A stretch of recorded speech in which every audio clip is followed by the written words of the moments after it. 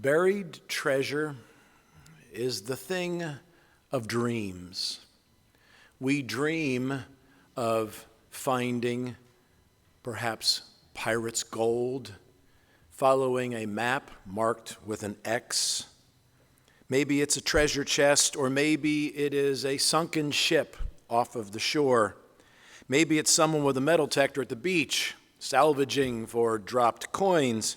Maybe it's someone searching through the attic and finding an old baseball card collection, looking for a Mickey Mantle rookie card. Maybe it's an antique chair found in an attic. For us, buried treasure is a thing of dreams. But the truth is, buried treasure is always a tragedy for someone who lost these things. Actually, someone had to be robbed so the pirates could take the treasure and have to bury it. Someone forgot about something in their attic. For us, it's the thing of dreams. But the true story of buried treasure is always tragic. These are things that never should have been buried in the first place. The gold was only hidden because it was stolen. The ship sunk because of a tragedy. Things left in the attic to collect dust are a lost opportunity. The truth is, buried treasure is always a tragedy because treasure was meant to be used, enjoyed, indeed treasured. So it is in the story of buried treasure found in Matthew chapter 25, the story that Jesus tells, the story of three stewards to whom the master entrusts their money. And so we have in Matthew 25 the story of buried treasure, starting in verse 14. For the kingdom of heaven is like a man traveling to a far country who called his own servants and delivered his goods to them.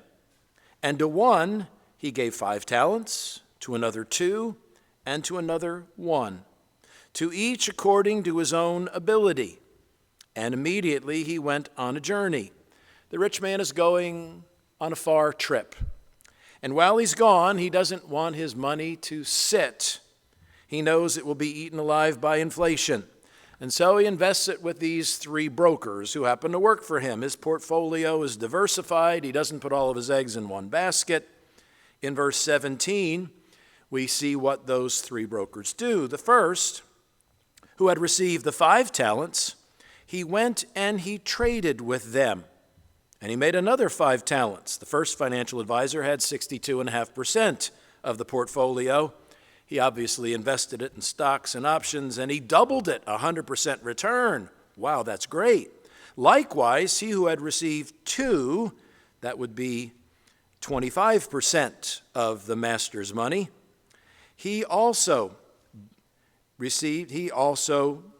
gained 2 more as well. Maybe he put it into an aggressive mutual fund. But the third, who had received 12.5% of the fortune, he was overly cautious.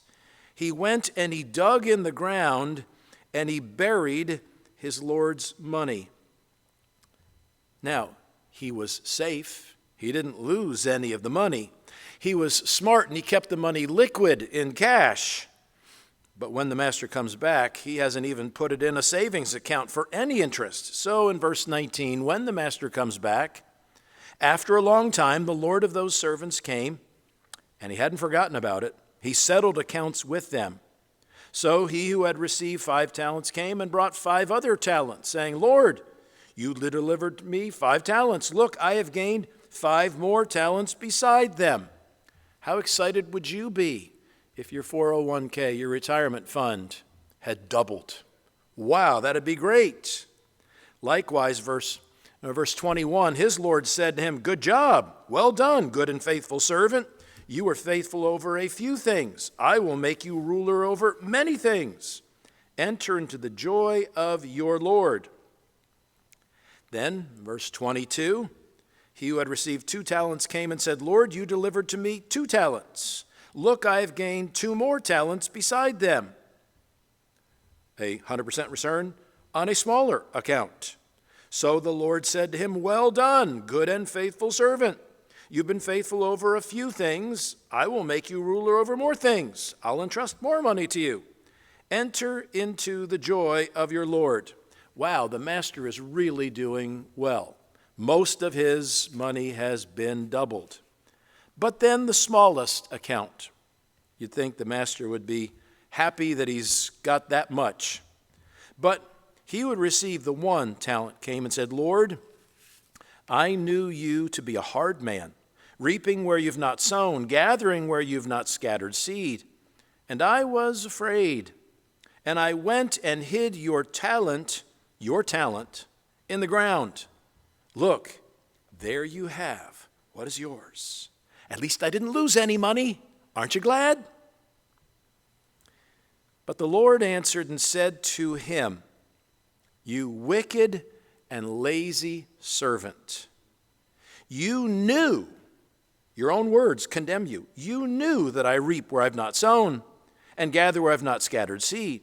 So you ought to have deposited my money at least with the bankers, and at my coming I would have received back my own with interest.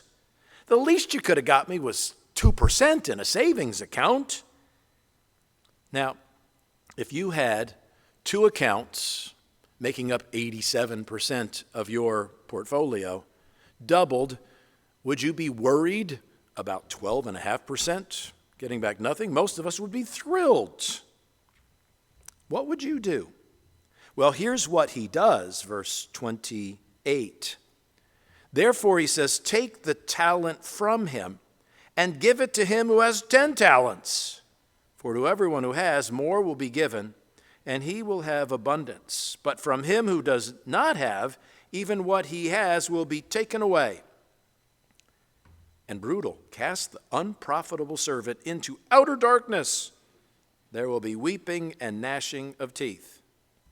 So the rich man took, now it's only 6% of his portfolio, and he gave it to the first broker who would invest it.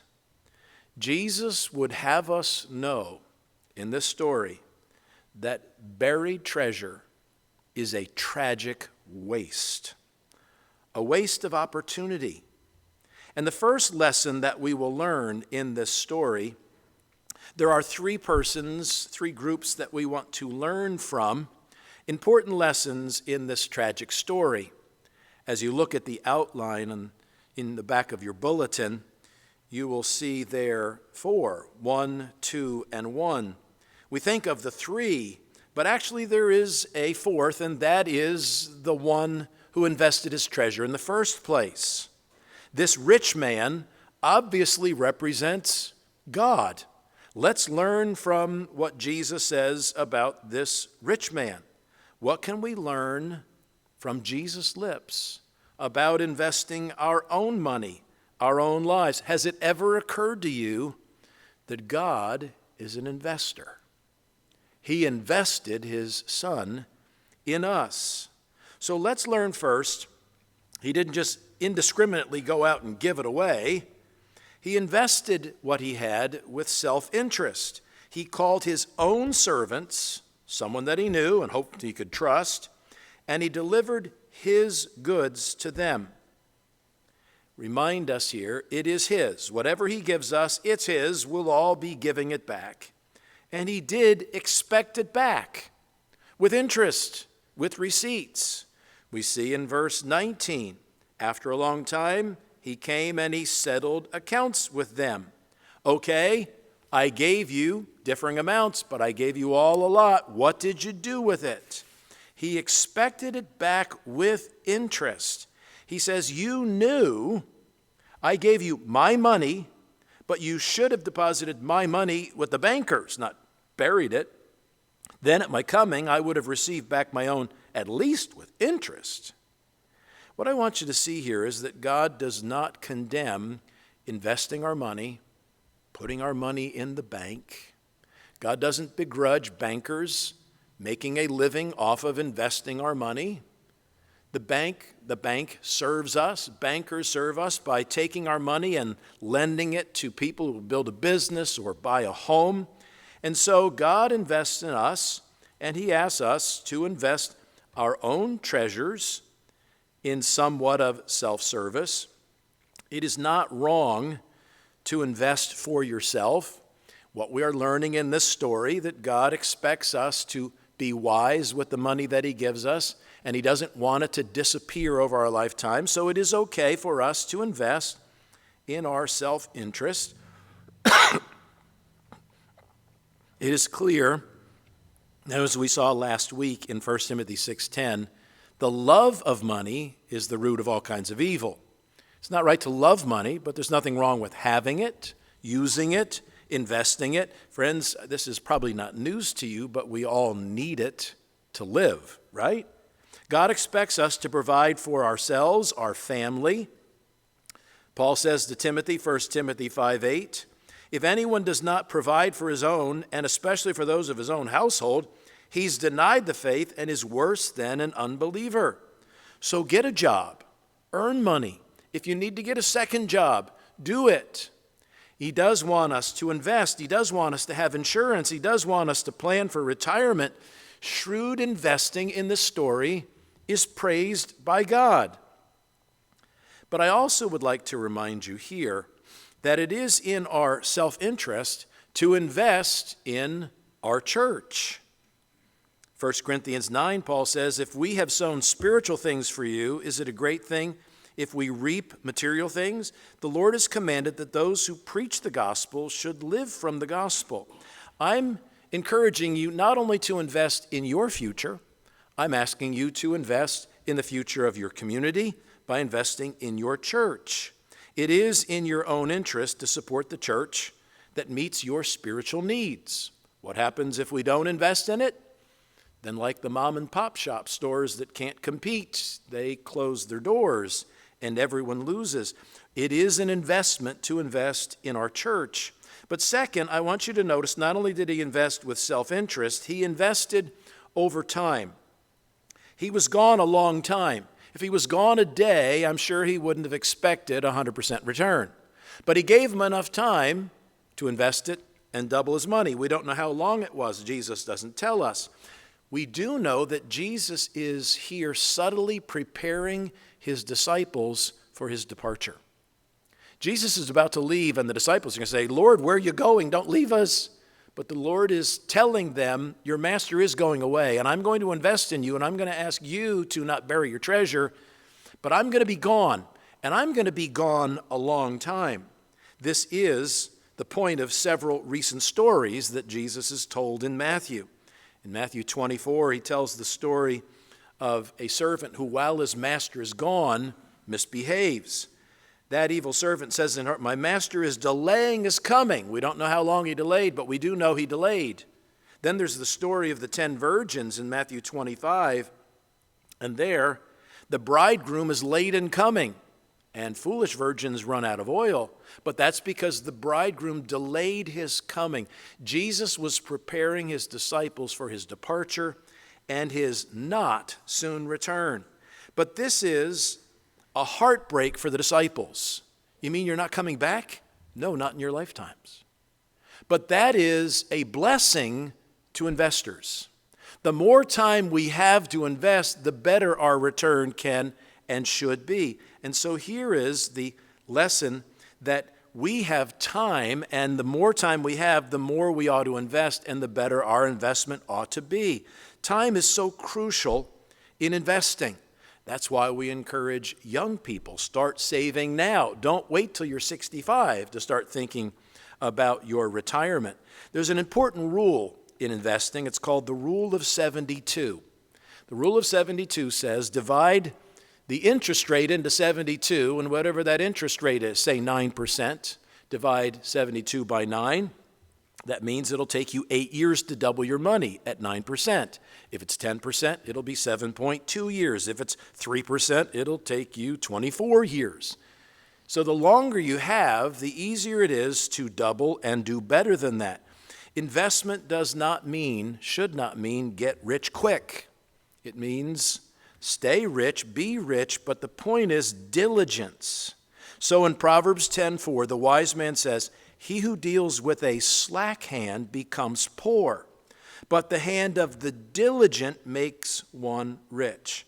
The encouragement from Jesus here is start now. Wherever you are, however long you have to retirement if you're going to retire, start planning for the future, because the more time you have, the better. Likewise, it's important to invest in your church now, not when you can afford it, because if you wait till you can afford it, that will be never.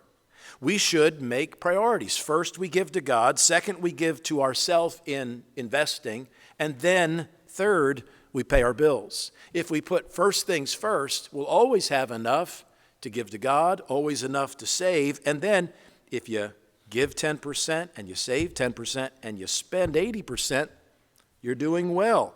So that's why Paul says in 1 Corinthians 16:2, on the first day of the week, let each one of you, even those who have less, yes, each one of you lay something aside over time, faithfully, now, not later, not some lump sum. Notice also, not only did he invest with self-interest and over time, but he invested with diversity. I mentioned this. God gives all of his children gifts. Some have more than others. Many of us are just one-talent stewards. But God's portfolio is diversified. He gives to one 5, to another 2, to another 1, each according to their ability. If you use what he gives you, he might give you more, this story tells us. This does teach us, don't put all your eggs in one basket. Don't have all your money invested in one place. Financially, that means you don't just invest in one stock. You don't just invest in, well, actually a mutual fund is a basket of different stocks. And so mutual fund is already diversified. The truth is also true when it comes to giving. If you are going to give to your church, I would recommend that you give to your church to general, because if you give all of your money to youth or all of your money to music, who would give to the lights? We wouldn't be able to pay the bills. So in essence, when you give your money to the church in the general fund, it's already diversified. It's already taken care of all of them, including missionaries around the world. So the first one we learn from is God, the first one who invested his treasure. And on your giving, I put down Malachi 3:10, bring all the tithes into the storehouse, that there may be food in my house. Notice from God we learn he invests with self-interest over time and with diversity. But most of all, you ought to write this. I left a blank beside number 1 in your study sheet. The one who invested in treasure invested it in others. That's the secret of giving. Yes, the best investment you can make is in yourself, education. I know education is expensive, but ignorance is more costly. So you can make a good investment by investing in yourself, but your money you need to invest somewhere, and we learn from him. The best way is by serving others. When we lend our money to the bankers, they lend to others, and actually we are serving others. When we lend our money to businesses through stock ownership or mutual funds, we are helping increase our community. Which brings us to the heart of our story, the second person we learn from. Let's go to the third steward, the lazy one, the one who buried his treasure. So we go to the one who buried his treasure, the third one, and we're going to learn from this one-talent man. Little is given, little is expected, but something is expected, and he doesn't do anything with it. So here we have the one who buried his treasure. His attitude is a problem. He's bitter. I didn't get 5. I didn't get 2. He's jealous. Maybe he's resentful. What's the use? I only have 1. I'm not going to make as much as them, so he just gives up. And I want you to notice he buried his treasure first because he was irresponsible. The first reason, you can hear it in his voice.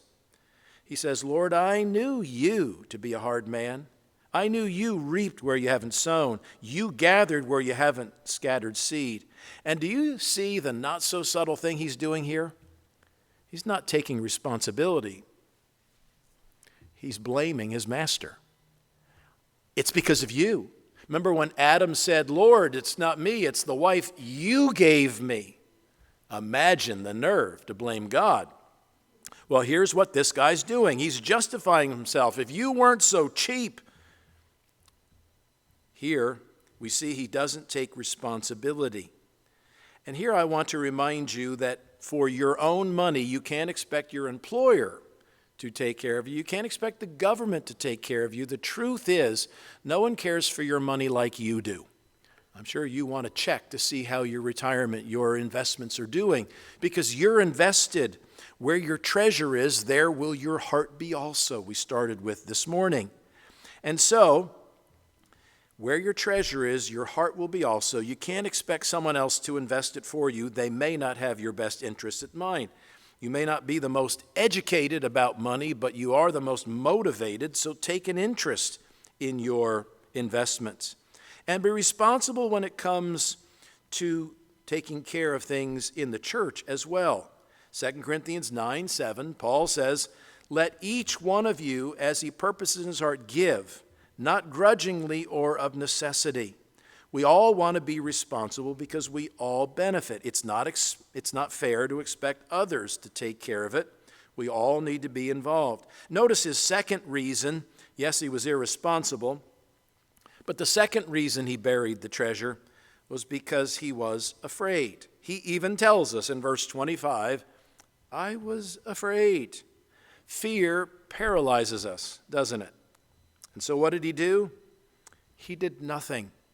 Benjamin Franklin said a lot of wise things. One of those things about money is, "He who does many things makes many mistakes, but he who never makes the biggest mistake of all does nothing." And so he did nothing because he was afraid. We can't let fear keep us from preparing for the future. The truth is, you cannot afford to not invest. Remember the story of Joseph? We looked at it this year. A good fear drove him to save for the future. He collected 1/5, 20% of the produce of the land in 7 plentiful years. Food shall be as a reserve for the 7 years of famine. 20%, that's a really good figure. If you can afford to save 20%, you're really doing well. We can't let fear keep us from doing what we should do. And again, that's true of God and his kingdom.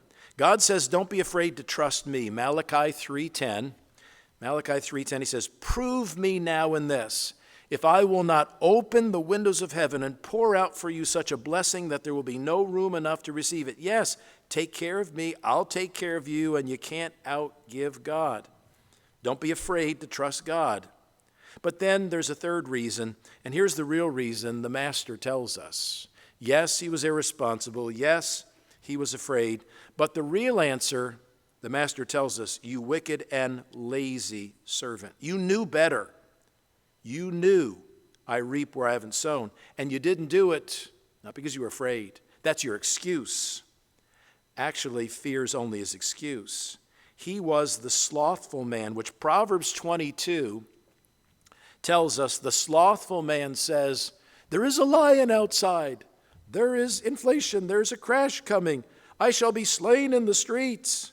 Friends, playing it safe is oftentimes the most dangerous thing to do. Are you too lazy to invest in the future? The truth is, failure to try is the greatest failure of all when it comes to your money. Proverbs 24 says, "The sluggard," a lazy person, "will not plow because of winter." Well, I can't plant because winter's coming. You better plant because winter is coming. Therefore, he will beg during the harvest and have nothing. Do you want to be prepared for retirement? Great. Also, let me ask you, do you want to be prepared for your ultimate retirement? You want to be prepared for eternity? You want to invest in heaven? Lay up treasures in heaven? Failure to try is not only the greatest failure. Failure to give is a lost opportunity. Lay up for yourselves treasures in heaven, we started the service with. Don't be too lazy to start giving to God and investing in the church. If you only have a limited time, let me tell you, there's a couple things we can't do in heaven. One thing we can't do in heaven is win other people to Jesus. The other thing you can't do in heaven is give to God and support his kingdom. Then it will all be his, right? And so we have a short time. From this second one, the lazy servant, the wicked lazy servant, we learn he buried his treasure because he was irresponsible, because he was afraid, but most of all because he was lazy. Ultimately, I think it was Jack Benny, the comedian, who had a joke about a man who came up to him with a gun and said, "Your money or your life?" And he said, let me think about that. He was cheap and stingy. Friends, does it come down to that? What are you saving it for? Well, you're saving it for taking care of your wife, your family, your children, your grandchildren. But what are you waiting for? In God's upside-down kingdom, what you keep, you lose. What you give by investing, you keep. You see, the one who buried his treasure, you might want to jot this down at the end of number 2 in your outline. The one who buried his treasure lost it. The story struck me years ago. I was reading about a missionary. She was a godly woman. She was a reader, a lover of books like me. She only could take a few books out to the jungle area where she ministered, and she had several books, but she was afraid that those who borrowed them might damage them or might keep them, and so she kept her books, the few that she could take with her, and locked them in a little lockbox underneath the hammock in her tent. One night, after worrying all this time about her books, she heard a gnawing noise, and she kind of focused on it was coming from the lockbox. She took the key, opened it up, and she found that all 5 of her books had been eaten by termites, and they were gone. If she would have loaned them out, she probably could have gotten them all back. What she tried to keep, she lost. And that's the truth for us. What we try to grasp onto, we lose, but what we give away, we invest, we lay up treasure in heaven. There is another group, we'll call them a group, because it's the 2 who risked their treasure, the 5-talent to 10-talent guy, the 2-talent to the 4-talent guy. Notice they are not scolded for risking their master's money. They are praised and rewarded for not burying it. The 2 who risked their treasure, first of all, they invested, let's say it, they invested with risk. Matthew 25:16, he who had received 5 talents went and he traded with them. Are you adverse to risk? Well, that's good. We ought to be cautious about risk. But we can't avoid risk. Do you know that all of life is risk? When you teach your child to walk, you are risking them falling down. If you don't let them, they will spend their life not being able to walk. They will be handicapped. To do anything important, you risk failure. If you never ask anyone out on a date, you'll never find the love of your life. If you never apply to a school, you'll never get in one. Investing is always a risk. Now we want to manage the risk. Could they have lost money? Yes, that's why it's called risk. There are not here necessarily unnecessary risks. They didn't go out and buy lottery tickets. They took, we have to assume, calculated risks. They invested with risk. You have to understand, the greater that you risk, the greater is the return. If you want to risk very little, you can buy bonds, but the return will be little. You want to invest with a little bit more risk, you get a mutual fund that is already diversified. If you want to risk a little bit more, if you don't put all your eggs in one basket, you put them in stocks and options and futures. But the truth is, you have to scatter in order to reap. Proverbs 11:24, there is one who scatters, yet increases more. If you keep the seed on the shelf, it doesn't grow. There is one who withholds more than is right, but it leads to poverty. You have to scatter first. If you don't, it will lead to poverty. I told you back in our study of Philippians last year, you miss 100% of the shots you don't take. That comes from hockey great Wayne Gretzky. And if you don't take any shots, you won't make any shots. Sure, you'll never make all of them, But if you don't take any, you won't make any. Ecclesiastes 11:1 says, "Cast your bread upon the water, for you will find it after many days." The adage is true. Learn from Wayne Gretzky. Take some shots. You may miss some, but if you don't take any, you won't make any. Of course, take a risk on God. In Matthew 16:25, Jesus said, "Whoever desires to save his life will lose it. Whoever loses his life, giving it away for my sake, will find it." God asks you to invest your life in a kingdom that you can't see. You can invest in a company that you can see and hopefully get a return. But investing in the kingdom of God is always a risk. But Jesus says, give yourself away with joy, because if you do, you will find life. Not only did they invest, both of them with risk, they also invested with a plan. I would say they didn't just go out and willy-nilly throw darts at a wall. It wasn't reckless. They probably got an education. Where am I going to invest my master's money? I want to get a good return. It's amazing how little many smart people know about money. Smart in one field or another, but they're not smart when it comes to having a plan, because most people don't take 2 or 3 hours a year to put some time into investing in the future. They just let it ride, whatever it is. They traded with them, but the truth is they had to do some kind of planning in order to make that 100% return. I know sometimes preachers are ashamed to talk about money. I was at the beginning, but then I read Matthew, Mark, Luke, and John, and I noticed that Jesus talked about money all the time. We need to talk about money. Why should the church be embarrassed? Jesus talked about it. It's very important. So let's talk about it. They invested with a plan, because failing to plan is planning to fail. Proverbs says, chapter 6, "Go to the ant, consider her ways, and be wise. She provides her supplies in the summer, gathers food in the harvest." If we don't plan our spending, that's a budget, friends, we don't know where it went. If we don't plan our giving, we won't have any to give. If we don't plan our investing. And so planning is so important, because failing to plan is planning to fail. And I would encourage you, plan your giving. If you don't, you won't.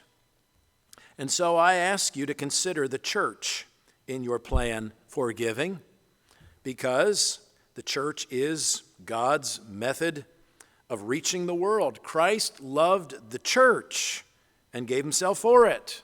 Christ loves charity, but he didn't give himself for it. Christ loves radio ministries, rescue missions, mission agencies, but the church is all of those things. And if Christ died for it, would you be willing to give to it? Third, they invested with a risk, they invested with a plan, but they also invested with great success. They both doubled it. They made money. Would you be happy with 100% return? Most of us would be thrilled if we got 10 or 15%. I got to tell you, one of my mutual funds, I wish I had more invested in this one, but one of my mutual funds this year made 47%. That's fantastic. And it's actually a Christian mutual fund. Unfortunately, it made 2% the year before. And it was one of several mutual funds that my retirement is invested in. But the truth is, they invested and they diversified, but they invested with a plan and they invested with great success. And here we learn, I have gained 5 more talents, 100% return. The truth is, we need to remember the Bible teaches us, Galatians chapter 6, you reap what you sow. And the truth is, in 2 Corinthians 9:6, the more you sow, the more you reap. He who sows sparingly will also reap sparingly. He who invests with just a small amount will make less. He who invests more will reap bountifully. This applies in life. It applies in friends. It applies in finances. The more you sow, the more you reap. You reap what you sow, Galatians 6:7 says. If you sow a little, you reap a little. If you sow in finances, if you sow in friendship, if you sow in service, you reap more. Again, I would ask you to consider reaping where you sow in giving with great success to your church. Give and it will be given to you, Jesus says, Luke 6:38. Good measure, pressed down, shaken together, and running over. With the same measure that you use, it will be measured back to you. If you want to invest in Apple or Tesla or GE or Ford, great. But what about investing in heaven? How do you invest? I want to suggest to you, Stamford Baptist Church is a great place to invest in the future of this world, the future of eternity, because part of what you give here goes to turn on the lights, part of what you give here goes to North American missions, and part of what you give here goes to international missions. We support 3,500 missionaries internationally through our giving, and that's where God sees where it goes. God understands it's a great investment. The message is not there because the church needs your money. The truth is, I say this not because the church needs your money, and it does, but I say this for your benefit, because we need to give more than the church needs our giving. Proverbs 3 says, honor the Lord with your possessions, with the first fruits of all your increase, so your barns will be filled with plenty, and your vats will overflow with new wine. Friends, if you're mad at the pastor or if you think you can't afford to give, the church will limp along without your portion. But if you fail to give, you lose 100%. And so as your pastor, I just want to tell you this is for your benefit, not for the church's. From the faithful too, we learn they invested with risk, they invested with a plan, they invested successfully. But I want you to notice with these two, the two who risked their treasure, this is what I want you to write down in your outline, they were rewarded. Giving is rewarding. It is more blessed to give than it is to receive. God rewards those who don't bury their treasure. Chances are you will never go out and bury your treasure in the backyard in a wooden chest.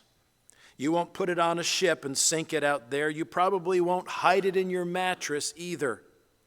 The truth is, you will put some of it maybe in the market and trade with it to try and make a heritage for your children and grandchildren or for your old age. And you will use some of it to bless your church. But will you prove God by investing it in His kingdom?